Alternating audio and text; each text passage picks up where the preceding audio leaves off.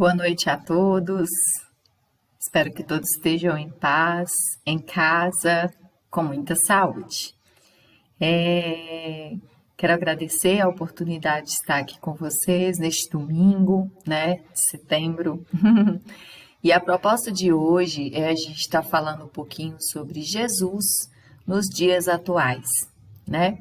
Antes de iniciar a nossa palestra de hoje, essa conversa sobre Jesus Cristo, eu gostaria que todo mundo fechasse os olhos,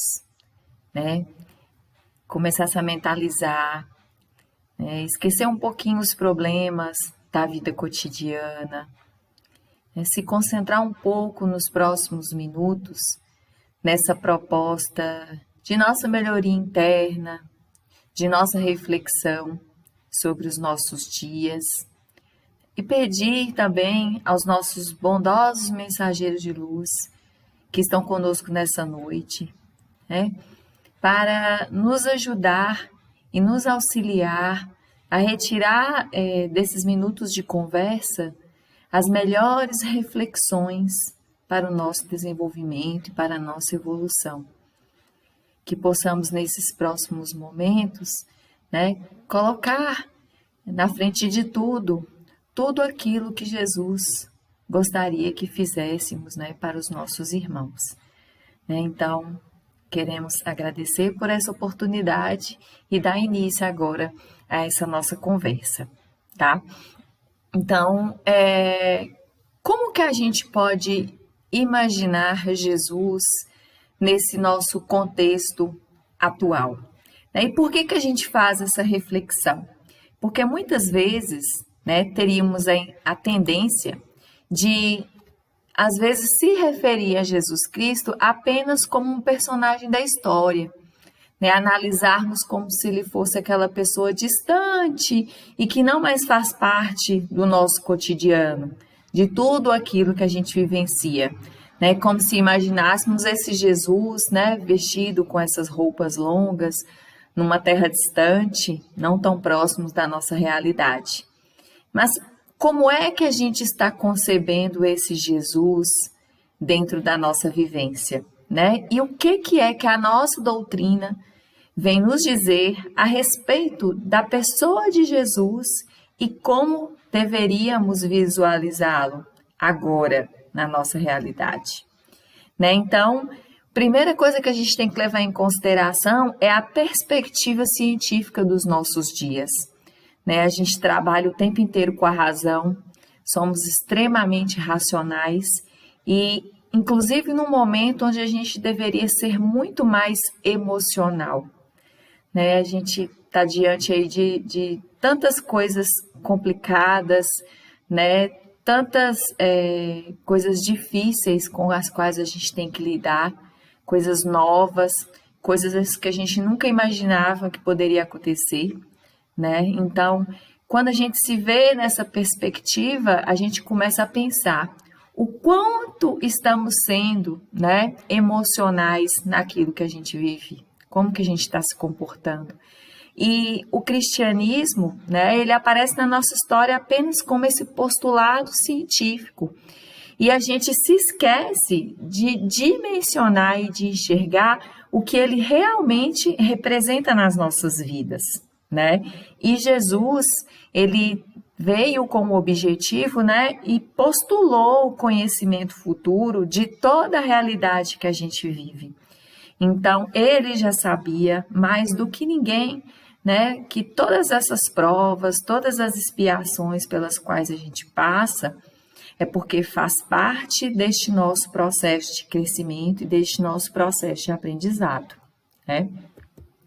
E a gente sempre esteve diante de ensinamentos que Jesus nos trouxe sobre tudo que a gente trata dentro dessa racionalidade, A lei de causa e efeito, A lei de ação e reação.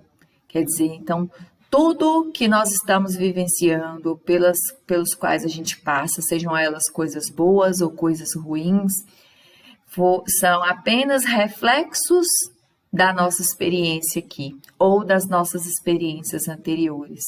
né? Então, hoje, às vezes, a gente até para fazer essas reflexões. Estamos passando por esse momento de pandemia, onde todos nós fomos obrigados a refletir, né, e buscar essa resposta dentro do nosso interior.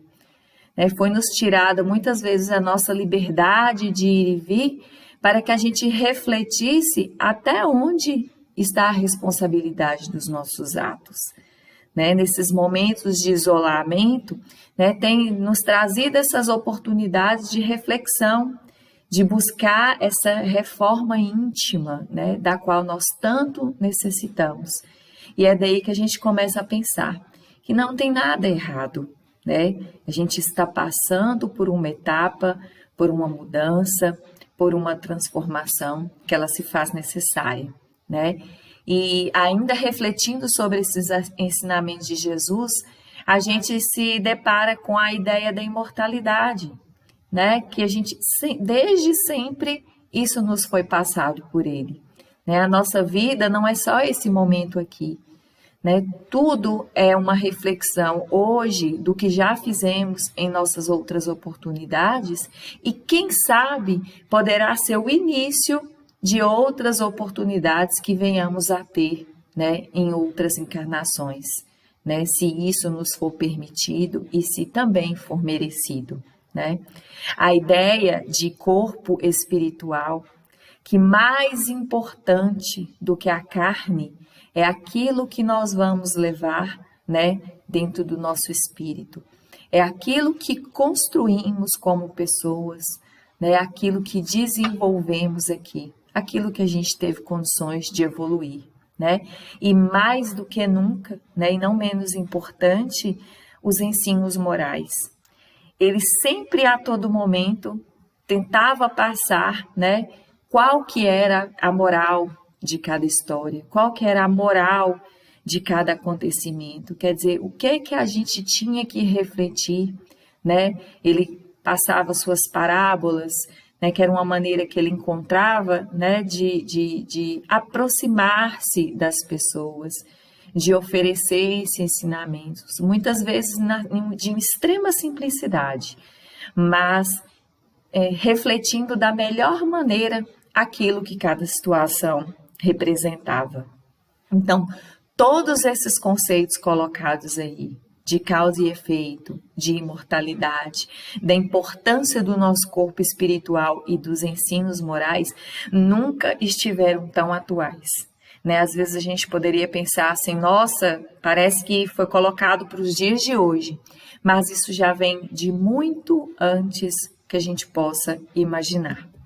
Então, a posição da nossa doutrina, né, a doutrina espírita, em relação ao que Jesus nos traz e ao que ele quis dizer com a sua mensagem, é de mostrar principalmente a importância de todos esses seus ensinamentos como a solução para todos os problemas que nos afligem. Né? É como se fosse aquela frase, né, de uma música que diz que a lição muitas vezes nós já sabemos de cor, mas só nos falta aprender. Né? Se a gente parar e pensar, o Evangelho é o mesmo há quantos anos? Já está aí há séculos. E aí aquelas palavras não mudaram. E cada vez que a gente pega para poder ler, a gente olha, nunca seria tão atual. Né? A gente para poder fazer um evangelho no lar, a gente para ler um pouquinho, né, de alguma passagem e pensa, parecia que era isso que estava escrito para mim para os dias de hoje. Então, quer dizer, toda a solução se encontra ali nos seus ensinamentos, né? E daí, porque essa doutrina, ela é verdadeiramente o restabelecimento do cristianismo. Então, ela vem como essa resposta que a todo momento todos buscavam, né, a respeito do que seria, né, o depois de tudo. Né? Então, a doutrina, ela vem para nos auxiliar. E o Mestre Jesus, né, a gente poderia pensar e se questionar, ele está mais em evidência nos nossos tempos do que em outros momentos? Paremos para pensar um pouco, né, e fazer essas reflexões que a gente já vem fazendo. A ideia do momento do juízo, né, os nossos tempos atuais, acho que nunca, como a gente tem colocado, né? É tão singular, é tão novo, é tão inédito para todos, mas nos faz refletir como se estivesse, será que é como se a gente estivesse no fim dos tempos, não é verdade? E a gente para poder refletir sobre Jesus neste momento, né? A gente nunca esteve com tanta sede de espiritualidade. As pessoas buscando se informar, buscando conhecer, né? Buscando essas respostas que há quantos anos, né, vem aí como essa incógnita para a maioria das pessoas, né? Então as pessoas elas estão buscando mais esse tipo de conhecimento, né? Buscando esse aprofundamento dentro da espiritualidade. Só que hoje essa doutrina dos espíritos ela já ressurgiu no mundo, trazendo para nós as respostas para todos esses nossos porquês, né? Por que a gente nasceu? Por que a gente está aqui? Por que a gente está nessa oportunidade, né? Como diria aquela música do Lulu Santos, que a gente às vezes canta por aí, eu não pedi para nascer. Será mesmo? Será mesmo que nós não pedimos para nascer e a gente sabe que não? Né? O quanto nós pedimos e depois até agradecemos pela oportunidade de estarmos aqui para pagar os nossos débitos, né? Então é como uma gratidão essa oportunidade de estarmos vivenciando esta nossa vida aqui, né? Qual que é a causa do nosso sofrimento? Acabamos de falar da lei de ação e reação, né? Então hoje nós somos frutos de algo que nós cometemos ou que nós fizemos em outros momentos, né? E o que é a morte? O que vem depois dela? Então, nada melhor do que os ensinamentos da doutrina para nos esclarecer cada um destes questionamentos, né? E aí está representado, né, os 4 livros, os 5 livros da doutrina, né, a base da nossa doutrina. Então, antes mesmo que a doutrina dos espíritos tivesse sido codificada por Allan Kardec, ela já era o Consolador prometido por Cristo há quase 2000 anos. Olha que maravilha, né? E é esse ascendente profético que verdadeiramente nós não podemos perder de vista. Então, toda vez que a gente se sentir em dúvida, né, se sentir ansioso, ficar sem aquelas respostas para as nossas perguntas, nada melhor do que a base, né? Voltar para a base. E o que significa voltar para a base? A gente buscar esse acolhimento nos livros da doutrina, né? O Evangelho segundo o Espiritismo, o Livro dos Espíritos, né? E os outros 3 que compõem o Livro dos Médiuns, o Céu e o Inferno e a Gênese. Então, qualquer outra literatura espírita teve como base esses 5 livros. Então, se eles são a base para tudo, então toda vez também é o nosso caminho, né? Sentirmos necessidade, voltarmos para a base, é como se estivéssemos voltando para a nossa casa, para a nossa segurança, para a gente poder, né, se abastecer daquilo que é bom. E já que estamos falando dessa perspectiva de Jesus nos nossos dias atuais, imaginemos que, então, qual que seria a melhor estratégia de divulgação dessa palavra de Jesus nos nossos dias? Né? Se a gente parar para pensar e refletir, né, qual que é a maior função ou qual seria o maior presente nosso como espíritas que Jesus gostaria que nós tivéssemos condições de oferecer, né? Como é que a gente poderia fazer isso? Então, a melhor estratégia seria o exemplo dos cristãos, mas se a gente parar para refletir, o nosso estágio espiritual ainda deixa muito a desejar, né? A gente ainda pensa muito no egoísmo, na inveja, né? Nós ainda somos muito pequenos, né? Nós ainda somos acometidos de coisas assim que tão pequenas e a gente ainda precisa muito amadurecer, né? Hoje a gente luta contra o tempo e luta contra a ignorância. E que entendamos nesse momento, gente, ignorância é como a falta do conhecimento. né? Então, aquela, eu falo ou eu ajo de alguma forma simplesmente por não saber, por não conhecer, né? E lutamos o tempo inteiro contra esse tempo, que para tudo parece escasso, né? Porque a gente gasta ele a todo momento com as coisas do mundo, né? E esquecemos de cuidar deste nosso eu, deste nosso interior. Então, devemos, né, dentro dessa estratégia, utilizar de todos os meios que a tecnologia pode nos oferecer para pregar este evangelho a todos.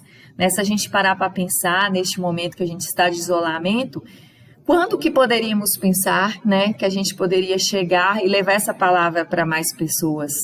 Né? Então, o Espiritismo, ele caminha junto com a ciência, e isso é muito bacana. Então, a gente pode pensar que a gente tem isso como uma ferramenta, né? Esse mecanismo que estamos utilizando, ó, esse exemplo aqui ao vivo, né? De estar levando essa palavra de Jesus para qualquer pessoa do mundo. Né? Ela pode estar onde ela quer que esteja, ela vai estar recebendo essa mensagem e também vai ter condições de reproduzir isso para outras pessoas. Então, nada melhor do que utilizar-se do seu tempo e qualquer oportunidade que tiver de tentar divulgar algo de bom, né? Algo que Jesus tanto nos pede, né? Ele tanto nos concede a oportunidade aqui. E mais um questionamento, né, se parássemos para pensar, será que a humanidade mudou muito nesses últimos 2000 anos? Como é que é o nosso comportamento hoje, se a gente parar para comparar com aquelas pessoas de antigamente, né? Acontecia muita coisa, são outros tempos, né? Mas será que a gente está se diferenciando muito? Será que a gente evoluiu muito em comparação com essas pessoas, né? Podemos pensar que a gente evoluiu em tecnologia, né? Evoluímos em recurso, em conhecimentos também. Mas será se basta apenas isso? Né? Como é que está o coração? Como é que foi construído a melhoria que Jesus tanto esperava de nós, né? Nós como seres humanos, a que ponto a gente chegou e a que ponto a gente cresceu, né? Então, será que se Jesus reencarnasse nesses nossos dias atuais, ele seria reconhecido como um mestre maior? Ou a gente cometeria a mesma coisa e seria crucificado novamente? Eu deixo isso como uma reflexão para todos, né? Como é que a gente visualizaria esse Cristo, né? Será se a gente teria esse amadurecimento e esse crescimento para enxergá-lo como nosso mestre? E será se a gente já está fazendo isso?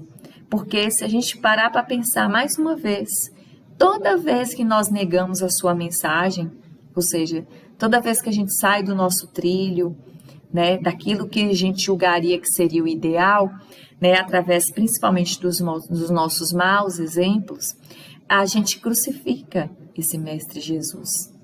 É um momento em que ele se entristece, porque nos momentos em que a gente teria a oportunidade de estar divulgando a sua mensagem, de estar agindo como ele esperaria que nós agíssemos, é aí que a gente recua e pisa na bola. Né? Nós não honramos a sua palavra e é como se a gente fosse lá e crucificasse ele mais uma vez.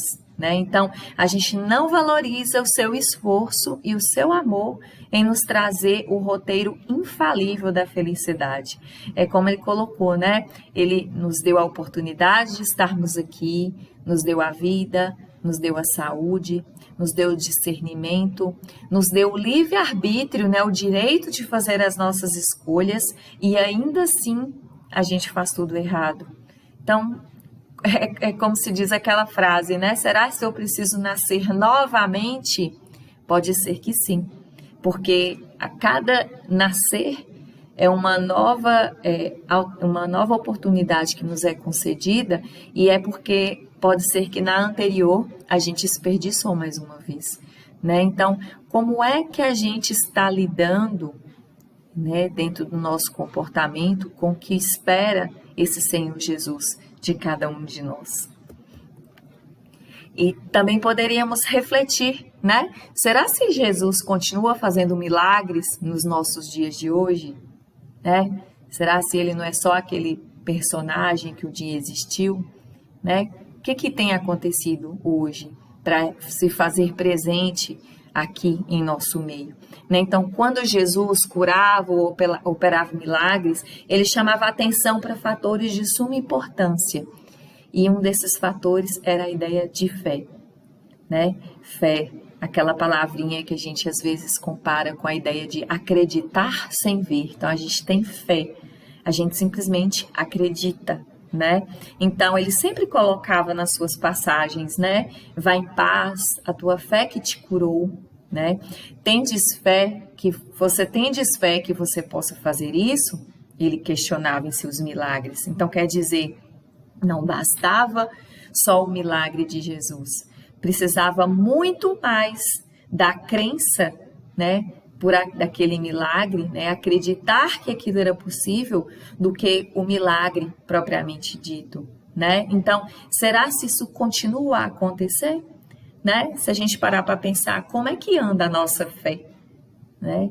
Será se a gente está assim, como a gente já viu em outras passagens do Evangelho, né? Nós somos colocados como homens de pouca fé, né? A gente rapidamente se esmurece, a gente rapidamente desiste, porque simplesmente a gente não acredita que aquilo pode dar certo, né?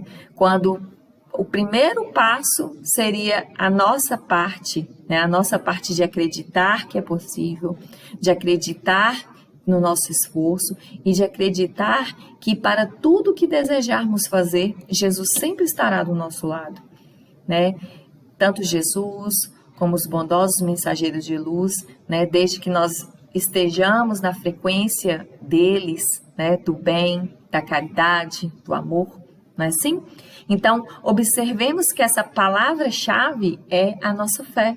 E que no conceito de Paulo de Tarso é a substância das coisas que desejamos. E não teria melhor exemplo a ser colocado, né? Aqui foi colocado do apóstolo Paulo, né? Porque ele foi esse homem que um dia não acreditou em nada e que depois se tornou um dos maiores, se não o maior, divulgador da palavra de Cristo, né? Então, se temos um ser como exemplo a seguir, foi o que o Paulo nos deixou.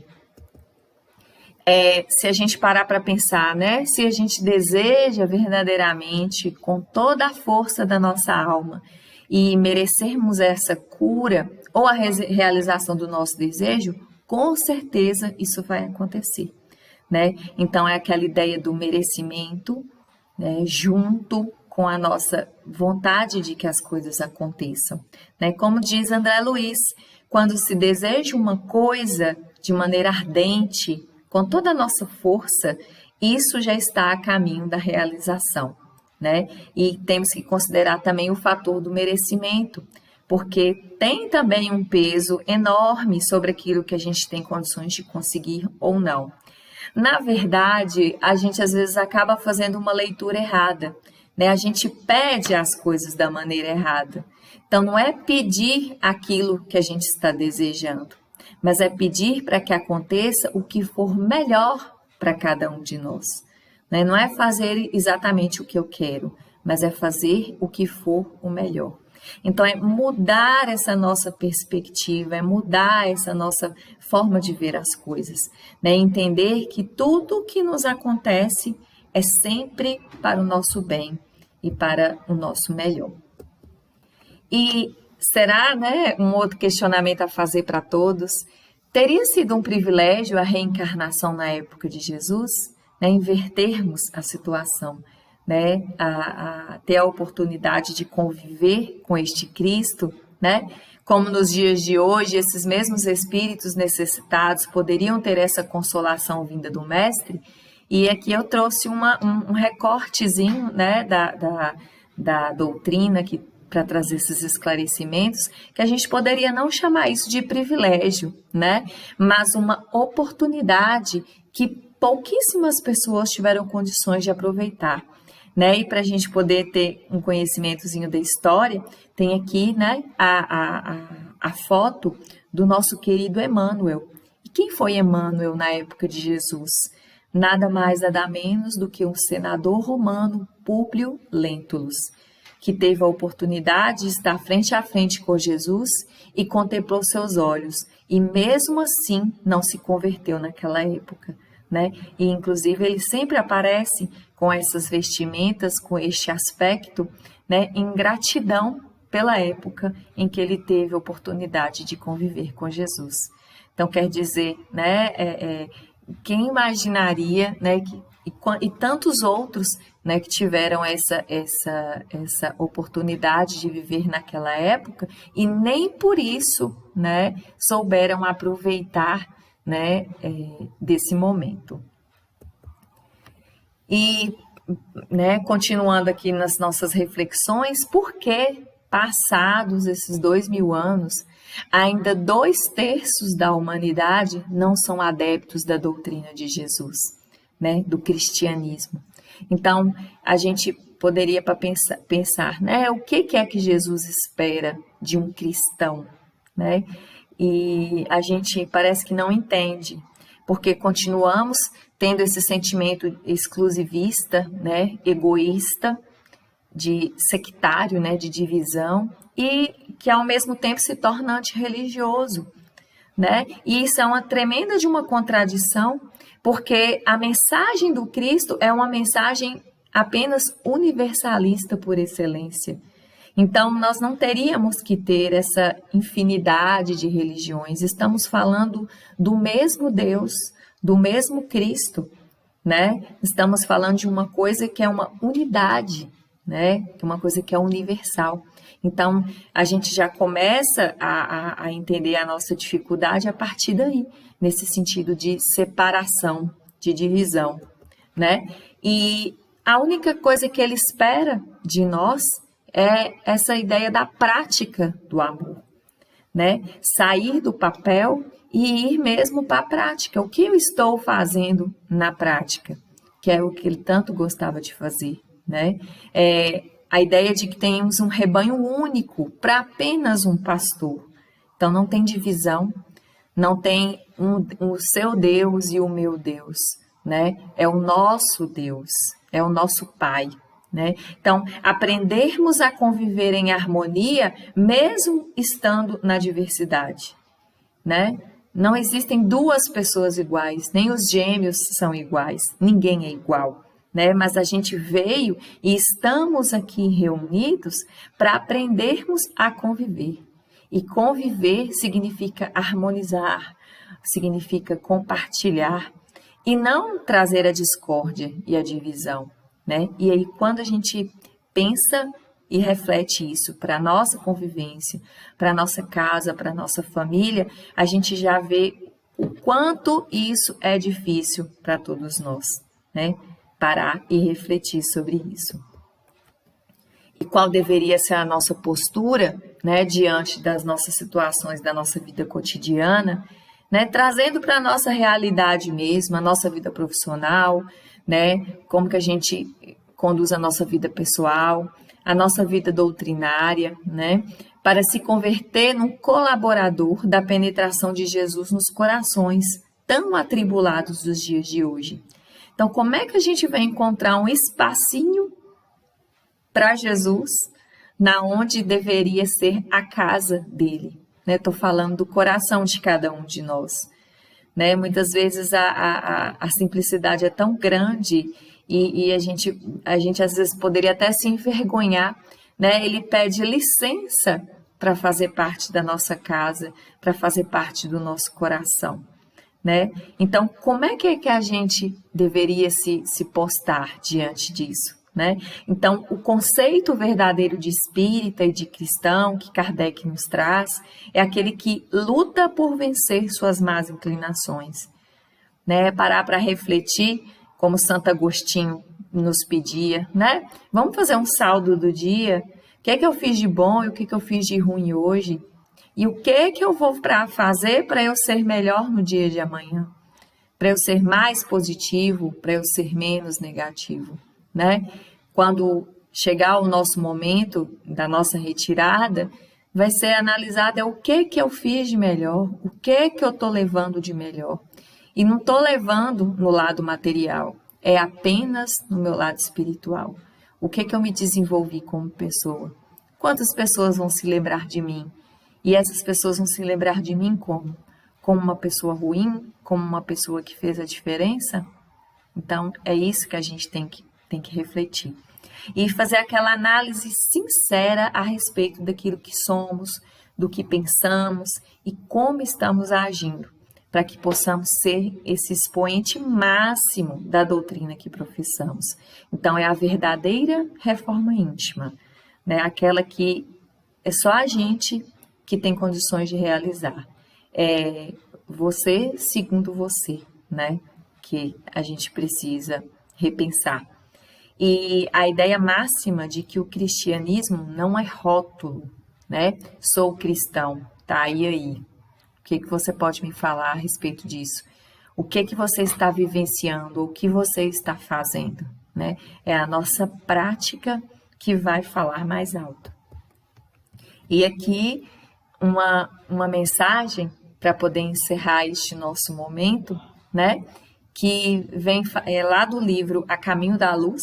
Palavras não poderia ser diferente, mas eu trouxe do Emmanuel, né? Já que a gente acabou de falar dele aí num contextozinho histórico, que diz que só Jesus não passou na caminhada dolorosa das raças, objetivando a dilaceração de todas as fronteiras para o amplexo universal. Ele é a luz do princípio e nas suas mãos misericordiosas repousam os destinos do mundo. Seu coração magnânimo é a fonte da vida para toda esta humanidade terrestre. E todas as coisas humanas passaram, e todas as coisas se modificarão.